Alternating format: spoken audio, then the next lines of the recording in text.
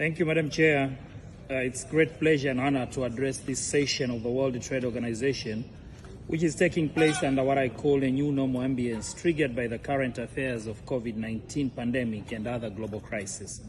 I want to also convey warm greetings to you all from Her Excellency Samia Suluhu Hassan, the President of the United Republic of Tanzania. On behalf of my delegation, I would like to express our sincere appreciation to the WTO and the co-host governments for preparation and the warm welcome we have received since our arrival in Geneva. Madam Chair, I feel honored to share our views with the members on this session regarding the challenge facing the multilateral trading system. Indeed, the WTO multilateral trading system is facing enormous challenge, stemming mainly from the lack of trust and political will among members. These two factors have slowed down the speed of WTO to respond to the relevant needs of its members and affect the negotiations and implementation of WTO obligations and decisions.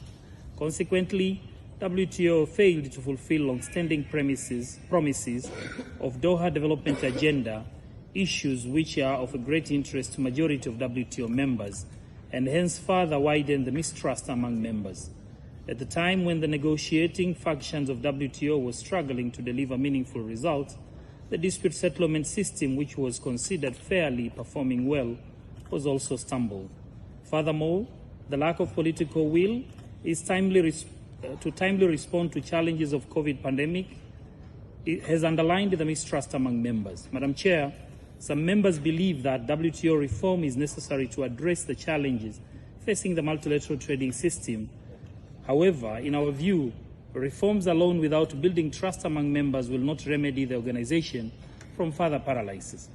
To build the trust, members need political will to address long-standing concerns of members, including the implementation of agreed decisions. It is important for members to revisit the objectives of the establishment of WTO enshrined in the Marrakesh Agreement.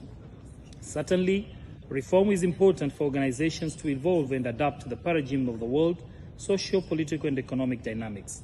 Therefore, United Republic of Tanzania will support any reform that ensure balance the interests of members while according particular attention to develop needs of developing countries and LDCs, with a view to achieve the broad objectives of rising global living standards, fighting against hunger and poverty, attaining full employment, and promoting sustainable development. Madam Chair, the desired reforms needs to safeguard the core principle enshrined in the Marrakesh Agreement. It should not trigger the infringement of rights, obligations, and preference of members, such as the special and the preferential treatments and policy space enlisted in various WTO agreements. I thank you for your kind attention. Asante sana.